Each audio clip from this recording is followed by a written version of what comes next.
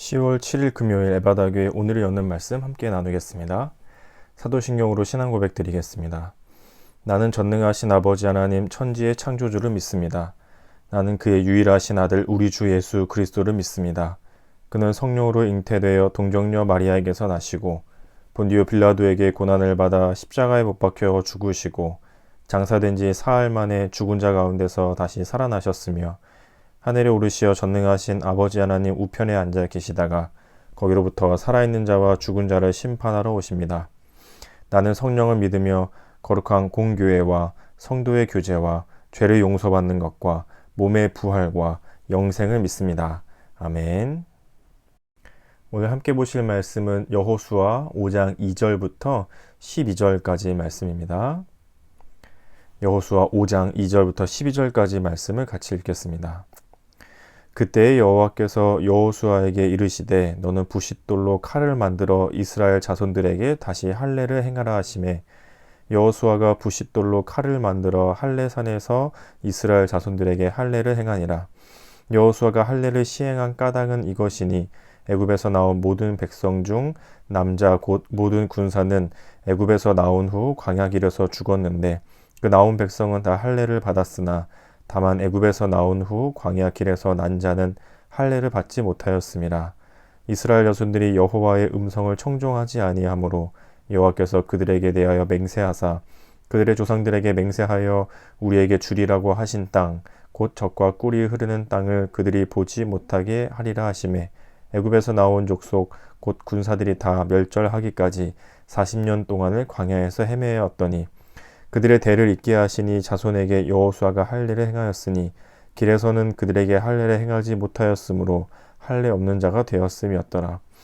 또 그 모든 백성에게 할례 행하기를 마침에 백성이 진중 각 처소에 머물며 낫기를 기다릴 때에 여호와께서 여호수아에게 이르시되 내가 오늘 애굽의 수치를 너희에게서 떠나가게 하였다 하셨으므로 그곳 이름을 오늘까지 길갈이라 하느니라.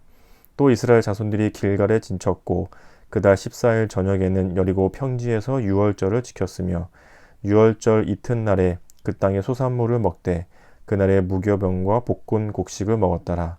또 그 땅의 소산물을 먹은 다음 날에 만나가 그쳤으니 이스라엘 사람들이 다시는 만나를 얻지 못하였고 그 해에 가나안 땅의 소출을 먹었더라.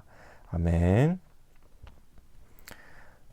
여러분 만약에 내가 예수님을 믿지 않았다면 무엇을 가장 귀하게 여기면서 살았을 것 같으세요?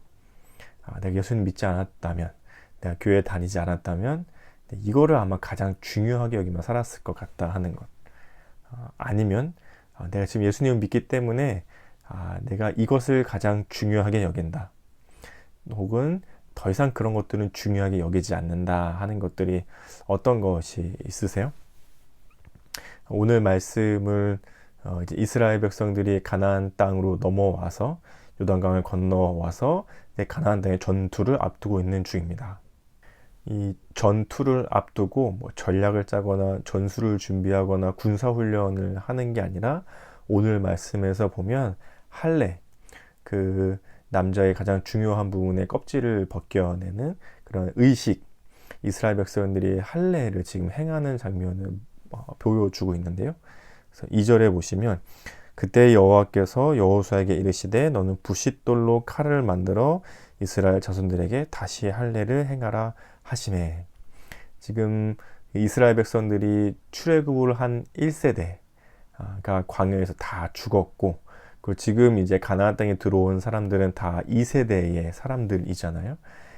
애굽에서 지내면서 이스라엘 백성들이 계속해서 할례를 행했었기 때문에 그때 나온 사람들은 다 할례를 행했었는데 광야에서 태어나서 태어난 사람들은 할례를 행하지 못한 채 지금 가나안에 도착을 하게 된 거죠.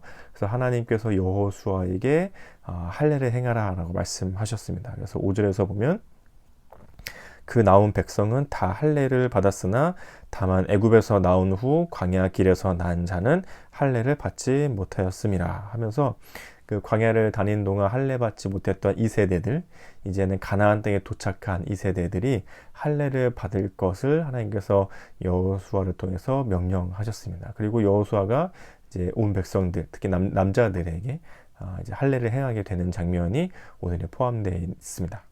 그리고 9절에 보면 그 의미, 그 이유에 대해서 설명하고 있는데 9절에 보니까 여호와께서 여호수아에게 이르시되 내가 오늘 애굽의 수치를 너희에게서 떠나가게 하였다 하셨으므로 그곳 이름을 오늘까지 길갈이라 하느니라.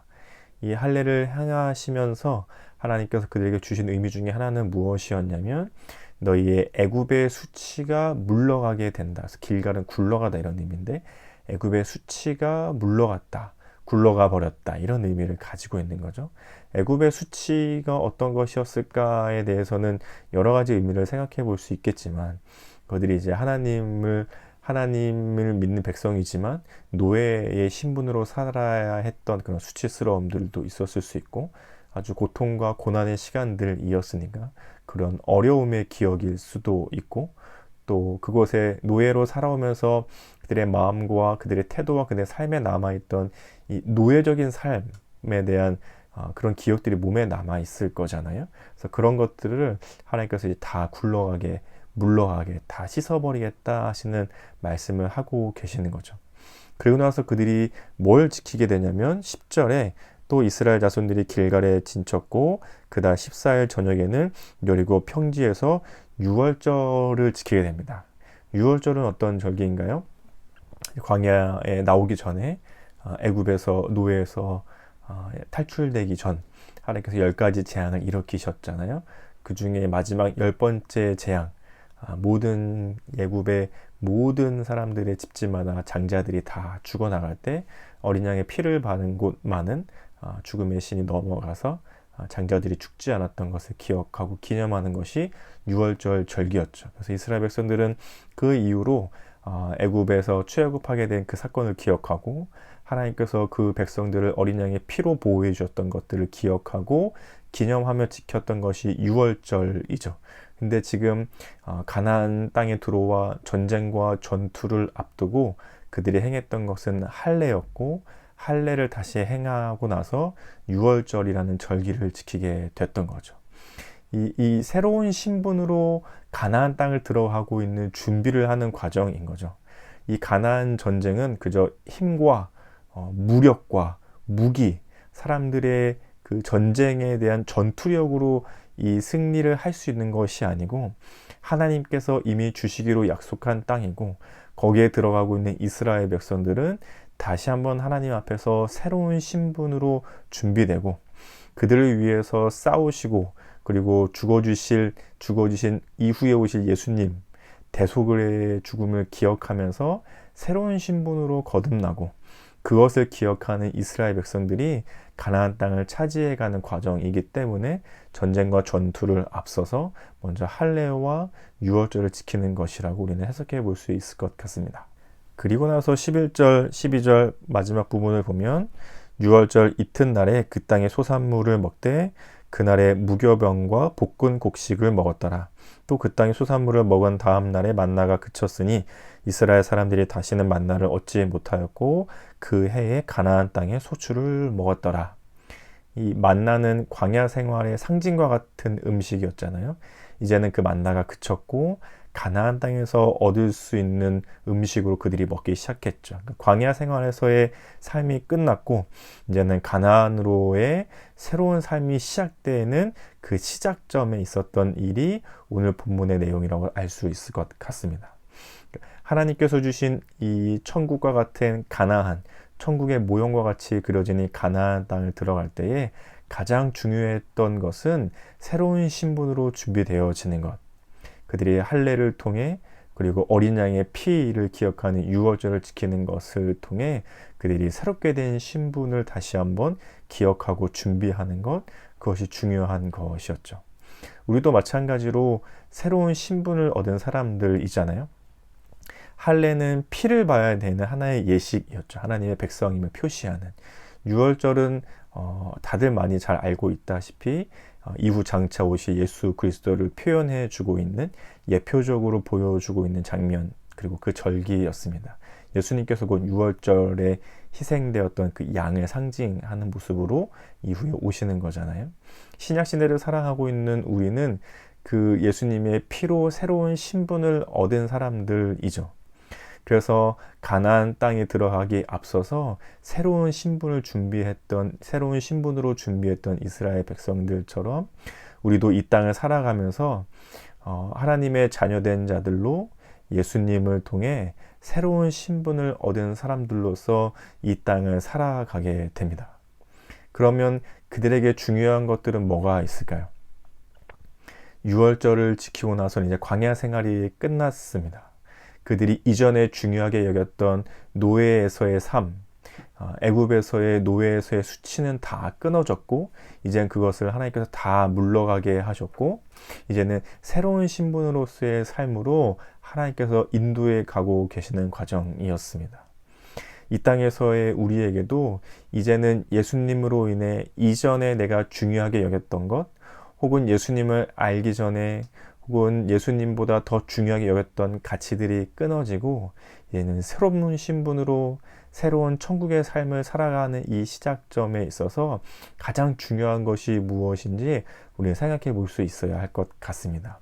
예전처럼 계속해서 노예의 습관이 남아있고, 노예의 수치가 남아있고, 노예의 태도가 남아있고, 힘과 능력과 자기들의 전투력과 자기 힘을 의지하는 전투가 전쟁이 아니라 하나님이 부르신 백성이고 하나님이 승리하게 해주실 것이니, 그러면 어떻게 하나님의 말씀을 더 듣고 순종해 갈 수 있을까가 이스라엘 백성들에겐 가장 중요한 가치였던 거죠. 그래서 하나님께서 전쟁을 앞두고 할례와 유월절을 지킬 수 있도록 해주시는 것 아니겠습니까?